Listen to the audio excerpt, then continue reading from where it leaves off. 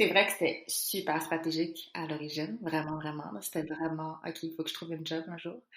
Mais après, oui. Mais ce que j'ai fait ensuite, c'est vraiment de créer quelque chose à mon image. C'est pour ça que j'ai commencé à aimer. Mais je dis toujours, si tu me prends puis tu me mets dans un cabinet pour faire le droit fiscal ou le droit des affaires, non. C'est vraiment juste parce que j'ai créé ma bulle et ma façon de faire. Et ça, j'aime ça, sous cette forme. Vous écoutez L'ambition au féminin, épisode 62. Mon nom est Tatiana Saint-Louis et j'anime L'ambition au féminin, un podcast pour toutes les femmes pleines de vision, de talent et de drive qui désirent redéfinir le succès selon leurs termes et leurs conditions. Chaque semaine, j'explore seule ou en présence d'invités les thèmes entourant la réussite professionnelle et personnelle. Mindset, productivité, leadership, branding personnel. C'est le rendez-vous pour réfléchir à la façon dont tu veux vivre ton plein potentiel et laisser ton empreinte dans le monde.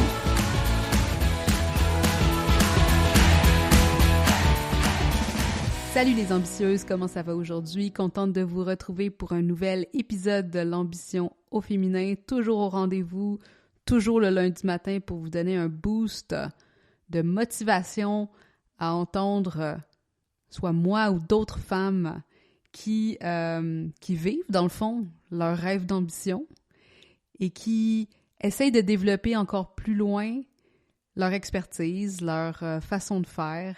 Et j'espère que ça vous inspire à vous aussi à être la meilleure version de vous-même, que ce soit au travail ou dans votre vie en général. Bref, aujourd'hui, nouvelle invitée.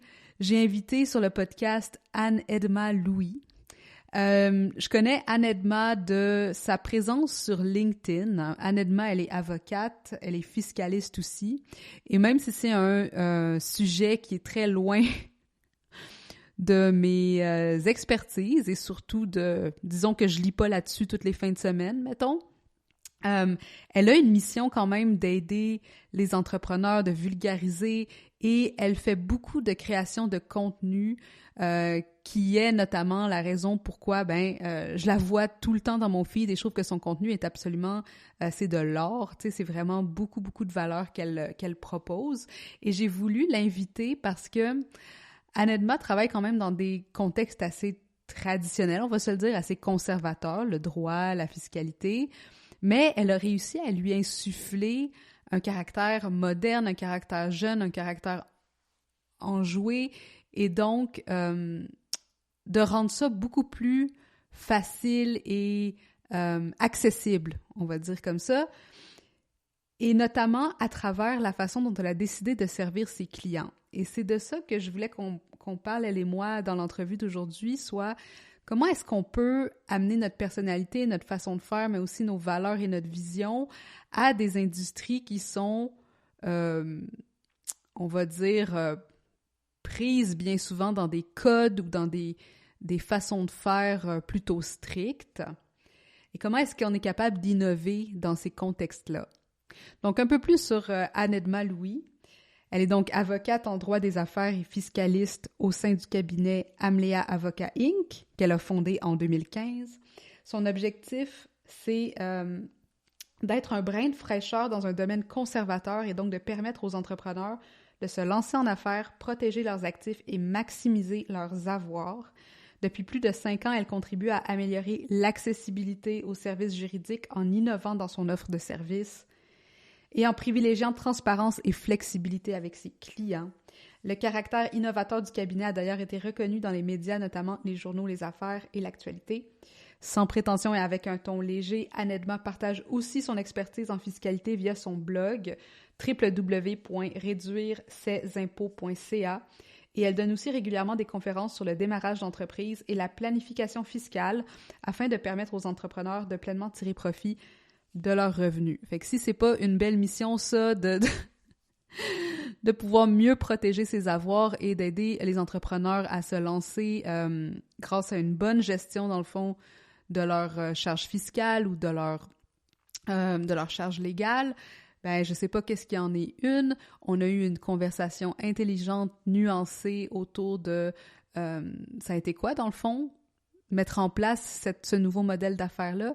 Et aussi, c'est quoi comment la création de contenu l'a aidé à aller chercher une nouvelle, une notoriété, mais aussi une nouvelle catégorie ou vague de personnes qui peut-être n'auraient pas été attirées par ce genre de service-là de prime abord.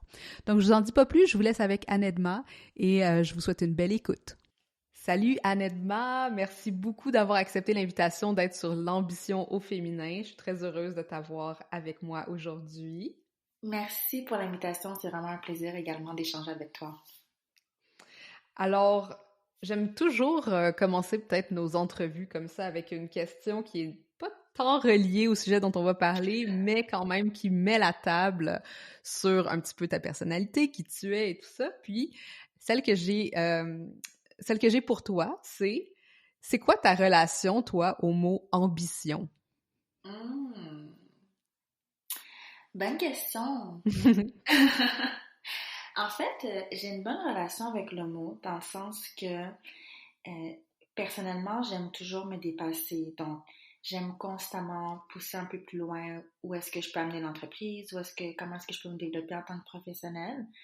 Donc, c'est sûr qu'en fait, ambition, je pense que c'est d'une certaine manière le fait d'être constamment en train d'évoluer en tant qu'individu, puis constamment vouloir s'améliorer, autant personnellement que professionnellement. Donc, c'est un travail en continu, c'est pas une destination fixe, je te dirais. Mm-hmm. Est-ce que tu penses que ça a toujours été, ça a toujours fait partie de toi ou c'est quelque chose que tu as développé? Je crois que je l'ai développé, mais je crois que que ça se développe aussi parce qu'exemple, ma vie en tant qu'étudiante universitaire, j'avais aucune idée comment fonctionnait le monde extérieur dans un sens. Tu fais tes études, puis tu espères éventuellement devenir avocate, mais comment est-ce que ça fonctionne réellement sur le terrain, tu n'en as aucune idée. Puis après, tu arrives sur le terrain, tu vois un peu c'est qui les autres joueurs, puis tu réalises qu'il faut que tu développes ton ambition si tu veux te démarquer. Donc, je pense que tu développes cet élément par rapport au contexte dans lequel tu es, alors que si peut-être j'habitais sur une île, j'aurais pas besoin de développer mon ambition tant que ça. Ah, c'est super intéressant. J'ai jamais vu comme ça, mais en anglais, il y a le mot grit, je pense, qui décrit bien ce que tu es en train de dire. Je sais pas comment on le dirait en français, mais effectivement, je pense que le contexte, puis peut-être notre instinct de survie, notre instinct de survie professionnel nous amène à développer ça. Puis je me reconnais vraiment dans ce que tu dis, monde universitaire versus vraie vie. Ah ouais, puis après ça, tu le mets en Martinique pendant 3 semaines, puis je me dis, mais pourquoi est-ce qu'on court partout? Il y a une autre façon de vivre. Donc, le degré d'ambition peut diminuer selon l'environnement. Mm-hmm. Puis comment tu as décidé de te lancer dans tout ce qui est avocat, droit des affaires, puis là, ça, c'est vraiment une question peut-être de noob, mais je te la pose quand même, mais tu sais, avocate en droit des affaires puis fiscaliste, est-ce que c'est opposé? Est-ce que c'est genre vraiment comme c'est un doit être inclus dans l'autre? Comment ces deux expertises-là, tu sais, dansent ensemble dans un certain sens? OK. Donc, initialement, j'ai été faire mon droit et c'est vraiment juste un baccalauréat, donc c'est général. Après, tu peux choisir des cours plus spécifiques. Donc, pendant mon parcours universitaire, j'ai remarqué mon intérêt pour le droit des affaires. Donc, j'ai pris le plus de cours possible dans ce domaine. Puis, tout le monde a un cours de droit fiscal 1. Et j'ai pris le premier cours. J'ai trouvé que c'était intéressant. Et ensuite, je me suis dit, je vais prendre le deuxième cours. Et au deuxième cours, j'ai vu qu'il y avait moins de gens. C'était moins populaire. Et parallèlement à ça, j'avais commencé à regarder un peu sur le marché du travail, ça ressemble à quoi? Est-ce qu'on est beaucoup d'avocats? La réponse est oui, comme énormément. Après, c'est de dire, OK, comment est-ce que tu te distingues sur le marché moi, je dirais qu'il est un peu saturé.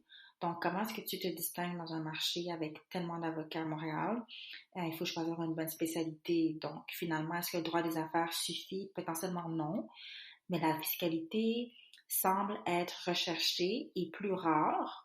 Donc, peut-être que je devrais m'y intéresser davantage. Donc, après, j'ai pris un autre cours de fiscalité pendant mon programme. Et là, vraiment, tu voyais qu'il restait comme une poignée de personnes. Donc, je me suis dit, OK, c'est intéressant, il y a de moins en moins de personnes, mais sur le marché, c'est quand même recherché.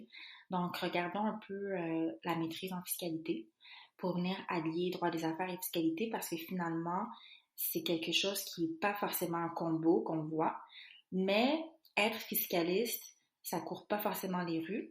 Donc, si je peux amener cette expertise dans ma pratique, je vais pouvoir me démarquer puis avoir les réflexes pour permettre à mes clients de prendre des meilleures décisions, autant au point de vue affaires que fiscal. Hmm. Donc, c'est comme ça que j'ai mis les deux ensemble parce qu'autrement, exemple, quelque chose de vraiment simple, un client qui va dire, OK, j'aimerais vendre mon entreprise. Si tu n'as pas du tout le réflexe fiscal, tu pourrais prendre une décision, rédiger le contrat sans prendre compte que, est-ce que je peux lui faire bénéficier d'allègements fiscaux, par exemple. Donc, c'est comme ça que que je suis venue marier les deux. Parce que, tu sais, dans ma tête, moi, je l'associe vraiment plus à tout ce qui est économique et finance. Puis, pourquoi tu penses que les gens, il y a pas beaucoup de gens qui vont jusqu'à ce niveau-là, tu sais, que les gens, ils lâchent un petit peu en cours de route cette voie-là? Parce que la fiscalité, c'est une loi en soi, puis la loi, elle est plus lourde qu'une Bible. Ah ouais, Donc, OK. finalement, et à chaque année, tu peux avoir des réformes fiscales.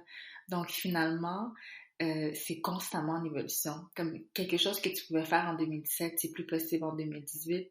Donc, il faut toujours rester on top of your toes, je te dirais. Donc, je pense que ça peut aussi en dissuader certains. Hmm.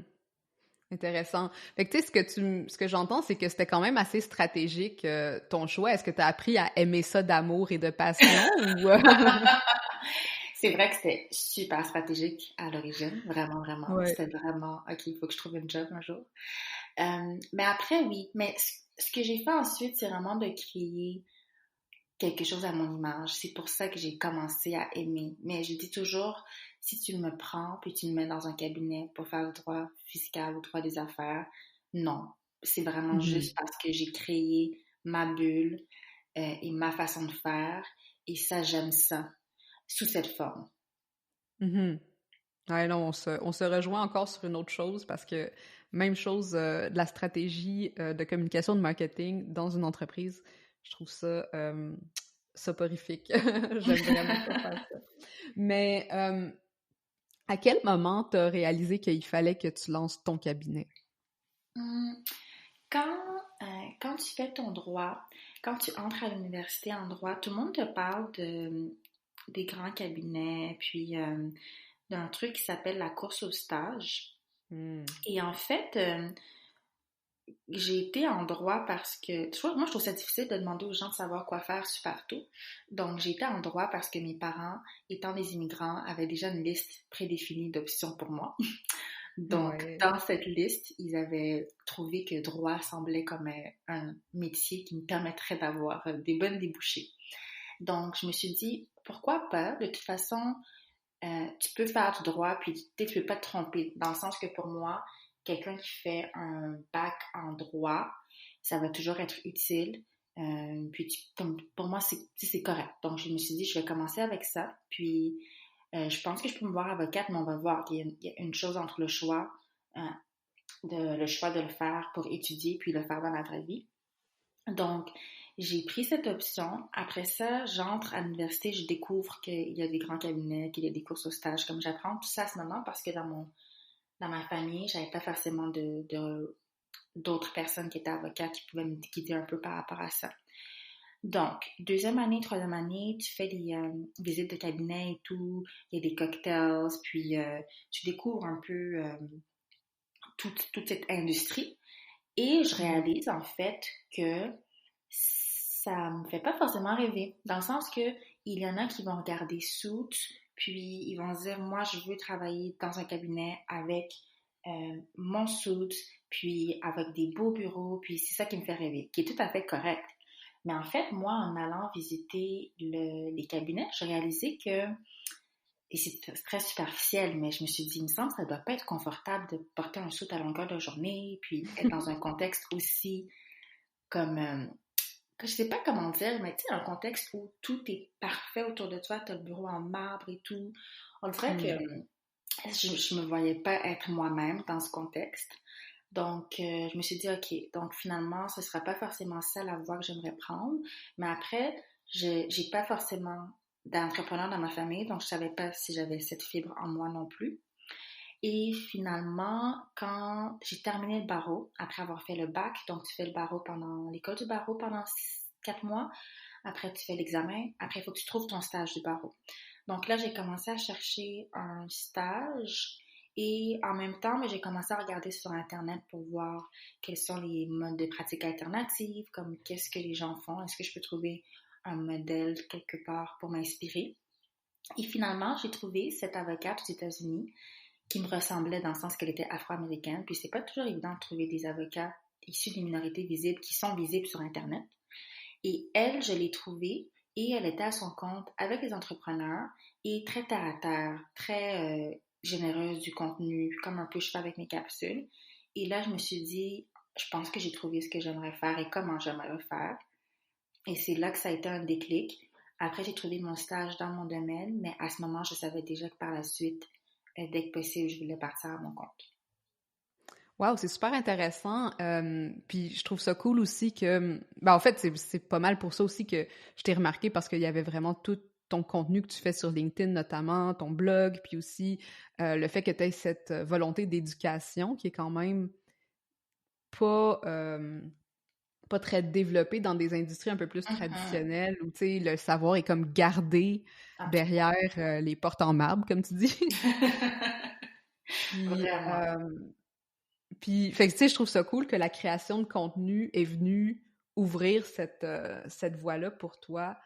Euh, bon, fait que là, tu sais, t'étais à l'université, t'as dû faire ton stage, puis finalement, à un moment donné, tu l'as fait, j'imagine, dans un grand cabinet, petit cabinet, mais là, finalement, Même t'as fait pas. comme, OK, là, c'est le moment Mhm. pour moi de voler de mes propres ailes. Exact. Puis à ce moment, quand quelqu'un sait qu'il aimerait aller à son compte, tu devrais être dans un milieu où tu vas apprendre beaucoup rapidement. Et rien de mieux que travailler pour quelqu'un qui est seul. Parce que quelqu'un qui Mhm. est seul doit déléguer beaucoup, puis tu as plus de visibilité sur les dossiers versus un grand cabinet. Ça se peut que ce soit tellement structuré que entre toi puis le client, il y ait 45 layers, fait que tu te rends jamais. Mais Mhm. moi, en ayant l'opportunité de travailler pour un plus petit cabinet, j'ai rapidement vu beaucoup et appris énormément. Puis, ça m'a permis ensuite de prendre confiance pour me lancer directement parce que quand je parlais avec mes amis qui étaient, exemple, en entreprise ou dans des cabinets, la visibilité qu'ils avaient eue, ils n'avaient pas eu la même chose. Donc, je me suis dit, je préfère tenter ma chance tout de suite, puis on verra après. Mhm.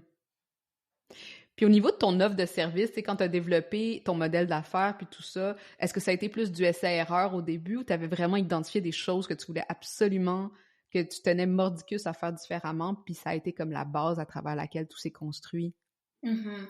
Je savais sans aucun doute que j'allais devoir proposer une formule tarifaire différente, dans le sens que les avocats ont mauvaise réputation, notamment parce qu'on a l'impression que ça coûte cher, que c'est toujours une facture surprise, que tu les appelles puis ça coûte tout de suite de l'argent. Donc c'est un peu la perception que les gens ont. Et moi, voulant travailler avec des entrepreneurs qui se lancent, la dernière chose dont ils ont besoin, c'est d'être dans le doute au niveau de la tarification pour le support juridique auquel ils ont besoin.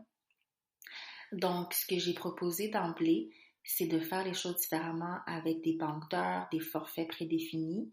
Donc, vraiment une transparence dans la tarification. Et à l'époque, en 2015/2016, c'était pas encore trop mis de l'avant. Donc, au point que le barreau du Québec a fait un article, exemple, dans le journal du barreau pour parler de moi et d'autres collègues de ma génération, exemple, qui se lançaient avec des forfaits parce que, oh wow, des gens qui veulent pas facturer à l'heure. Donc, Mhm. ça, c'est quelque chose que je savais définitivement que j'allais m'en tenir à ça et que c'était déjà assez pour nous démarquer parce que typiquement, l'avocat va dire mon taux horaire, c'est tant, puis on y va.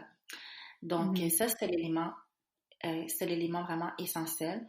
Puis après, le reste, essai-erreur, dans le sens que combien devrait coûter ton forfait? Je sais pas. Ça, Mhm. on va augmenter au fur et à mesure et voir qu'est-ce qui fonctionne. Puis tes premiers clients, est-ce que ils sont venus naturellement ou t'es vraiment allé cogner aux portes? En fait, non, j'ai dû cogner aux portes. J'avais aucune idée comment Mhm. tu faisais du développement des affaires. Moi, j'ai étudié en droit, puis on t'apprend à lire des documents, mais on t'apprend pas à démarcher de la clientèle. Donc, et de nature plus introvertie aussi. Au début, quand je me suis dit, OK, je me lance, j'avais fait tout mon site web pendant l'été, j'avais mes cartes d'affaires et tout. J'ai mis à jour mon profil LinkedIn, puis après ça, la journée, j'étais chez mes parents, puis je sortais mes bouquins, puis j'étudiais des potentielles questions qu'on pourrait me demander.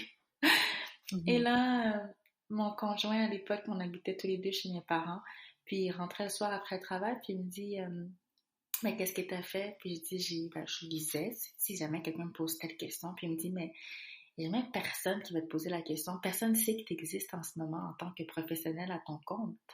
Il faut que tu sortes, cogner aux portes. Puis là, j'étais terrifiée. C'était limite. Je me suis retrouvée sur un site de recherche d'emploi, de préférence à aller cogner aux portes. Puis Mhm. finalement, j'ai pris mon courage à deux mains avec son aide. Puis on a commencé par identifier le type de personne avec qui je devrais travailler. Dans le sens que si je cible des entrepreneurs, ben alors je devrais peut-être être ami-ami avec des comptables qui, eux, travaillent avec des entrepreneurs. Peut-être que je devrais parler avec des planificateurs financiers ou des conseillers financiers. Et j'ai été sur LinkedIn pour ajouter des gens qui étaient de ce profil et j'écrivais à chacune de ces personnes pour leur demander s'ils voulaient prendre un café avec moi parce que je me lançais, puis on pourrait peut-être collaborer. Et j'ai fait ça pendant plusieurs mois parce qu'au début, quand t'as pas de clients, ben, t'as plein de temps pour faire des cafés avec plein de monde. Donc, j'ai passé des mois à faire ça. Puis après, le premier client, ça a débouché d'une rencontre comme ça, où ça a donné que, ah, ben oui, en fait, oui, j'aurais besoin d'aide avec ça. Puis à ce jour, c'est encore un client. Et ensuite, les gens autour de toi finissent par savoir. Par exemple, j'avais un ami entrepreneur qui avait besoin d'aide. Donc, éventuellement, mais après, je te dirais que le fait d'avoir pris le temps de bâtir ce réseau, c'est ce qui a vraiment aidé parce qu'après, ça prend une référence pour que ce client aime l'expérience pour éventuellement parler à quelqu'un d'autre. Il faut vraiment créer ce momentum. C'est magnifique. Ton conjoint de l'époque, il était-tu en marketing? Parce que c'est exactement ce qu'on fait quand on cible. Ouais, mais en fait, non seulement ça, mais il était tellement bon dans sa job qu'on a fini par se marier en septembre. Fait que Ah! maintenant, Félicitations. maintenant, ouais. Fait que maintenant, on voit le fruit de ça, puis ça a vraiment commencé avec ça. Cool. Puis tu disais tantôt là, qu'il y avait eu un article qui avait été fait sur les modèles d'affaires un peu différents, des choses de même. Est-ce que le milieu a bien réagi à ce que tu faisais? Y a-tu des gens qui ont essayé de te décourager d'aller dans cette voie-là? Euh, j'écoute pas trop, j'écoute pas trop le bruit externe, mais c'est sûr que ça, ça vient un peu, exemple, si tu regardes les gens qui sont dans l'industrie, qui ont 50 ans, 60 ans versus les jeunes qui arrivent, c'est sûr que ça peut faire un clash. Je me rappelle pas forcément tu sais, de commentaires ou d'avoir ressenti ce, que je dérangeais.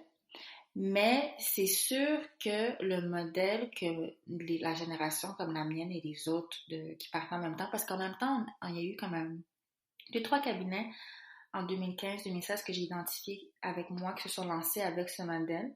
Et c'était un clash par rapport à la plus ancienne génération. Mais je me rappelle pas d'avoir ressenti comme une gêne par rapport à ça. Je pense que, parce qu'il y a eu vraiment plusieurs articles après, exemple dans les affaires, l'actualité ou autre, et sur un site aussi de Droit Inc., peut-être qu'à l'époque, il y a des gens qui demandaient, OK, mais c'est pas applicable à tous votre modèle d'affaires parce que quelqu'un qui va à la cour, exemple, quelqu'un qui doit Hmm. aller plaider, comment lui il peut le faire? Et c'est sûr que c'est pas possible de dupliquer pour tout le monde et pour toutes les pratiques. Donc, parfois, les gens avaient des commentaires plus par rapport à, OK, mais votre modèle, ça fonctionne pas pour tout. Puis c'est vrai que ça fonctionne pas pour tout. Donc, c'était plus dans ce sens. Mais sinon, après, j'ai pas de souvenirs. Après, les gens, tu sais, Hmm. maintenant, c'est devenu un peu plus commun. Donc, je pense que c'était aussi de forcer un peu ce changement qui était long dû. Mhm. C'était dans quelle année à peu près, juste pour qu'on puisse se situer? Vraiment 2015, fin 2015 et 2016. OK, cool. Ouais, non, c'est intéressant parce que je parle, elle est venue sur le podcast aussi. Je sais pas si tu la connais, mais Aïcha Tori, puis elle est Oui. plus dans tout ce qui est trademark, mais tu sais, autour de l'art, puis des Avec des industries artistes, ouais. créatives, genre. Puis c'était intéressant de voir comment elle aussi, elle en était arrivée à intégrer aussi la modernité des communications puis du personal branding dans un certain sens aussi Mhm. pour développer sa pratique. Puis toi, tu disais que tu étais relativement introvertie quand t'as décidé d'intégrer le contenu dans ta stratégie plus, euh, je vais dire, éducation slash prospection. Mhm. Est-ce que tu as eu des gênes à te mettre de l'avant ou tu étais quand même assez à l'aise vu que c'était tu sais, du contenu que tu maîtrisais quand même bien? Ah, c'était tellement inconfortable.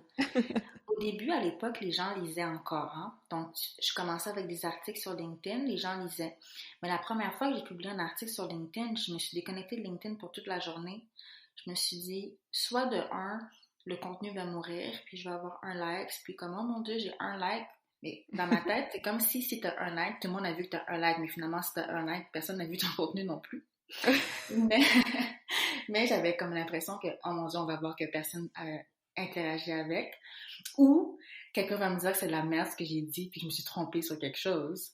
Hmm. Donc, j'étais vraiment comme inconfortable au début par rapport à ça. En 2016 et 2017, c'était quasiment juste de l'écrit. Je pense même peut-être 2018. Et après, les vidéos sont devenues plus populaires. Et je pense que parce qu'avant, il y avait sur LinkedIn, il n'y avait même pas de vidéos.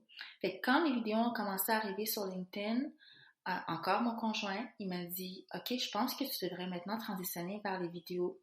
Les gens maintenant interagissent plus avec la vidéo, c'est plus dynamique. Il faudrait que tu commences à en faire. Et là, on retournait dans l'inconfort. Parce qu'à ce stade-ci, l'écriture, j'étais devenue confortable au point que j'avais contacté le Huffington Post pour leur dire que je voulais écrire pour eux. Puis à Mhm. l'époque, ils prenaient des contributeurs, donc j'ai pu être contributrice, puis j'avais ma chronique, puis j'écrivais sur le Huffington Post. Donc rendu là, j'étais confortable avec le fait de partager mes connaissances. Mais après, on retourne au début dans le sens que maintenant, c'est OK, mais il faut partager sous forme de vidéo. Donc on retourne dans le oh mon Dieu, il faut que je parle à la caméra puis que je dise ce que j'ai à dire. Et finalement, j'ai publié la vidéo. Encore une fois, tu as cet inconfort, tu espères que les gens vont interagir, tu espères que ça va être bien reçu, tu espères que tu vas dire quelque chose qui fait du sens. Euh, et finalement, je l'ai fait une fois, deux fois, ça y a eu une bonne réception. Et après, ben, j'ai continué quand j'ai vu que ça y avait un bon retour. Mais c'est sûr qu'effectivement, la première fois ou au début, c'est, je pense que c'est pas le filmer qui est bizarre parce que je suis toute seule anyways. Mais c'est Mhm. quand tu le mets, tu t'espères que ça va avoir que les gens vont tu sais que ça va lever, j'imagine, ça doit être le terme. Mais après, par rapport à ma personnalité introvertie, comme je fais tout ça dans le confort de chez moi, après, je le mets sur Internet. J'ai pas tant à interagir avec les gens. Donc, je prépare ce modèle pour moi parce que si il fallait que j'aille dans plein d'événements pour faire ami-ami, ça, c'est pas moi. Donc, finalement, Hmm. sur le web, je suis capable de me créer cette communauté et les gens m'écrivent et me répondent. Puis après, avant, quand on pouvait se promener puis voir plein de gens, ça devenait même drôle, tu sais, les gens qui voyaient les capsules pour dire est-ce que tu es la fille qui fait des capsules? Donc finalement, ça Ouais. fait en sorte que des gens peuvent venir vers moi, ce que moi j'aurais jamais fait parce que même si je reconnais quelqu'un sur LinkedIn dans la vraie vie, je ne serais pas forcément les voir. Donc ça permet aux gens de venir vers moi, donc je peux comme jouer sur cet aspect. C'est une bonne balance entre les limites que tu poses Oui, autour de toi et l'ouverture que tu mets aussi. exactement. Puis, vu que tu travailles beaucoup avec des entrepreneurs, tu vois aussi c'est quoi les enjeux qu'ils ont au démarrage, puis comment ils sont encadrés aussi, j'imagine. Est-ce que Mhm. tu as l'impression que il y a assez de place? Et toi, tu n'as peut-être pas eu de bloquant au niveau du modèle innovant que tu as mis en place, mais est-ce que des fois, tu remarques peut-être que, tu sais, d'un point de vue innovation dans certains domaines, notamment les domaines traditionnels, puis là, je pense à nos amis les notaires ou tu sais, les comptables, tu sais, qu'il n'y a pas tant d'encadrement, que ce soit au niveau de l'éducation ou de ce qu'on peut offrir à quelqu'un qui voudrait suivre une voie différente. Je sais pas si c'est clair un peu ma question. Ben c'est sûr que si j'ai bien compris, est-ce qu'il y a il y a du support ou de l'encadrement pour les gens qui veulent innover dans leur industrie? Mm-hmm. Non, il n'y en a pas, Ben, vraiment pas. ouais. Hmm. Dans le sens que finalement, il y a deux volets. Il y a le volet où est-ce que tu es en démarrage comme tout le monde, que tu veuilles innover ou non. Les enjeux auxquels on fait face sont très similaires. Puis, ce que je trouve, c'est que, étant donné que j'ai eu à démarrer mon activité, finalement, j'ai fait face aux mêmes enjeux qu'un autre entrepreneur, sauf que je comprenais la partie juridique de la chose. Puis après, si tu veux en plus te différencier dans ton industrie, puis essayer de changer comment les choses sont faites, ben là, t'es pas mal tout seul sur ton île. Mm-hmm. Mm. Mm-hmm. Ouais, puis dans ton cas, quand même, t'avais ton conjoint qui avait cette approche aussi, cette perspective de tiens, tu devrais essayer ça, puis ça qui t'a peut-être aussi encouragé à Exact. sortir de ton comfort zone puis de ta boîte que t'aurais peut-être pas fait si t'avais été justement genre juste laissé à toi-même. Pas du tout. En fait, c'est ça qui fait notre force d'une certaine manière. Moi, quand on me dit «Ah, j'aime bien ce que tu fais», je leur dis «Ben, moi, mon secret, c'est Jean-Yves. C'est comme, je fais juste écouter ce qu'on me dit de faire, puis j'essaie. Mais les autres personnes, tu sais, j'ai beaucoup de jeunes avocats ou de gradués qui me contactent pour me dire comment est-ce que je fais pour commencer. Puis en fait, t'as aucune idée comment t'y prendre, zéro, zéro. C'est vraiment particulier. Est-ce que tu les mentors, les jeunes avocats ou des choses comme ça? Tu sais, as-tu un volet où tu fais un petit peu du give back de cette façon-là? Oui, ben dans un sens, et que je vais régulièrement, par exemple, avoir des étudiants qui veulent faire comme des stages d'observation où ils veulent venir quelques heures par semaine. Donc, quand je peux, exemple l'été, je vais toujours ouvrir la porte à quelqu'un d'autre qui aimerait essayer. Jusqu'à maintenant, c'est beaucoup des femmes issues des minorités qui veulent au moins voir un peu comment c'est ou avoir une expérience à mettre sur leur CV pour se démarquer également.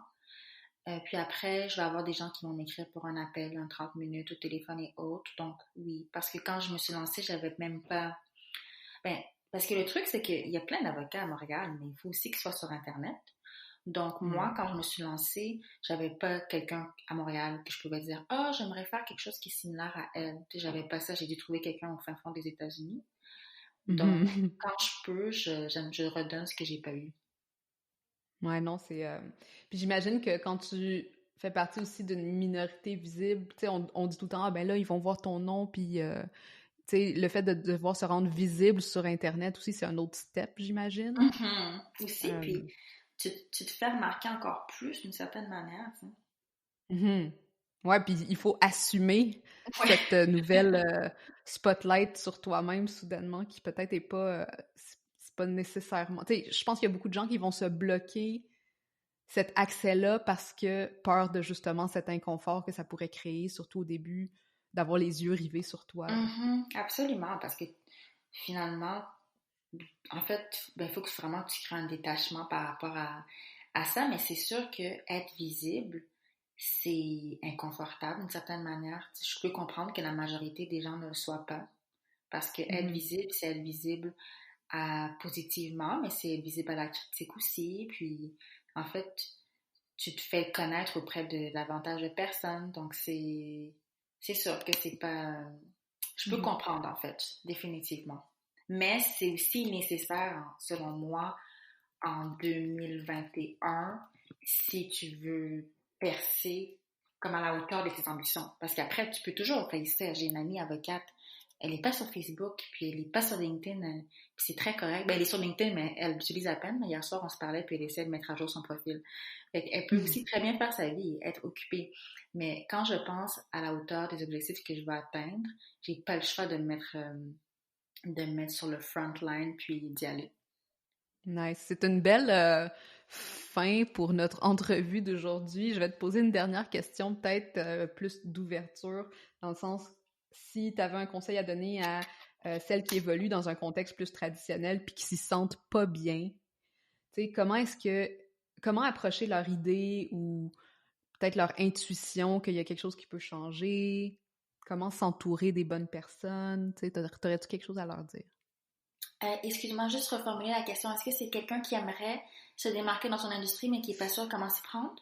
Quelqu'un qui évolue dans un contexte traditionnel, mettons, genre t'es avocat ou t'es notaire ou t'es comptable ou tu sais, peu importe, puis tu réalises que tu te sens pas bien là-dedans. Ou même t'es encore à l'université puis t'es comme « Oh non, my God, ça marchera pas, là. C'est pas ma voie. » Ça serait quoi peut-être la première chose que tu leur dirais? Oui, OK. Ce que je dirais, c'est de sortir, to think outside of the box, dans le sens que on regarde toujours dans notre lignée ce que les autres avocats font. Et là, les autres avocats font rien. Donc, ça doit être comme ça que les choses doivent être. Mais en fait, ce que je dirais, c'est de sortir de ça, aller voir les autres industries.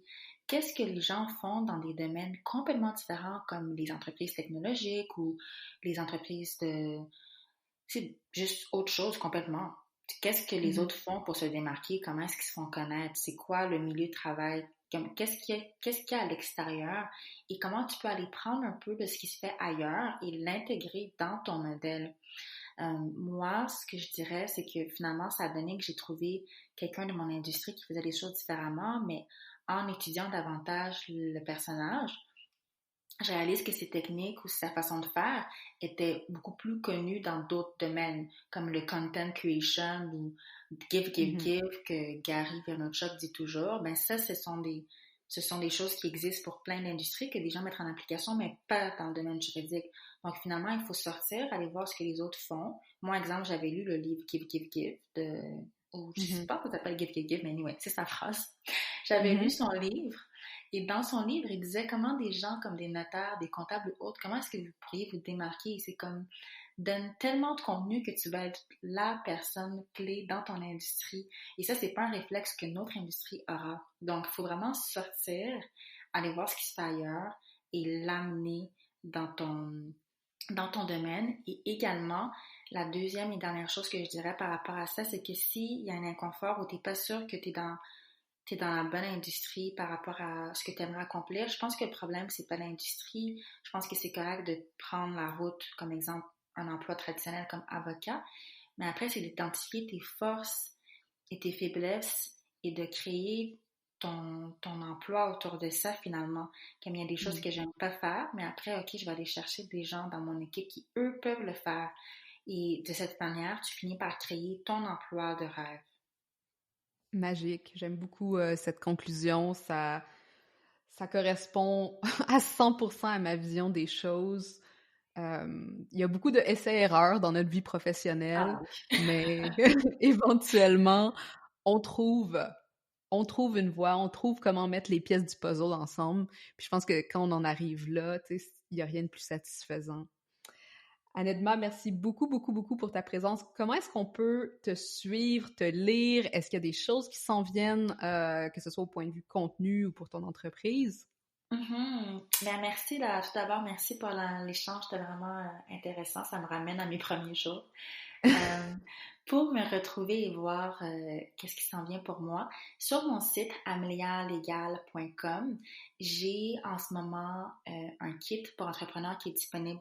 Donc, en arrivant sur la page directement, ça va être écrit « Kit pour entrepreneurs ». Et avec ce kit, on a accès à tout le contenu que j'ai créé au courant des dernières années.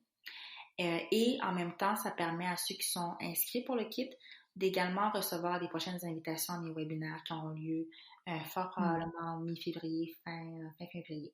Voilà. Super, super, super intéressant. Puis on va mettre tous les liens dans les show notes de l'épisode pour ton site et pour ce kit qui va probablement être vraiment utile pour plusieurs entrepreneurs qui écoutent le podcast. Super, je t'en remercie. Alors, merci beaucoup pour ta présence. Je te souhaite une super belle journée. Puis, je vais continuer à te lire et à t'écouter en vidéo sur LinkedIn. Merci, à bientôt. Salut les ambitieuses! J'aimerais faire de ce podcast une plateforme d'échange et de réflexion autour de ce que ça veut dire être une femme et avoir du succès aujourd'hui.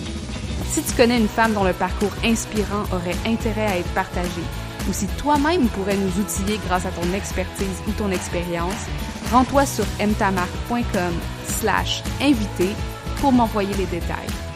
Et finalement, profites-en pour t'abonner à ce podcast afin de manquer aucun des épisodes. Et si tu es dans un mode généreux, laisse-moi donc un 5 étoiles pour aider d'autres femmes comme toi à découvrir le podcast. À la prochaine!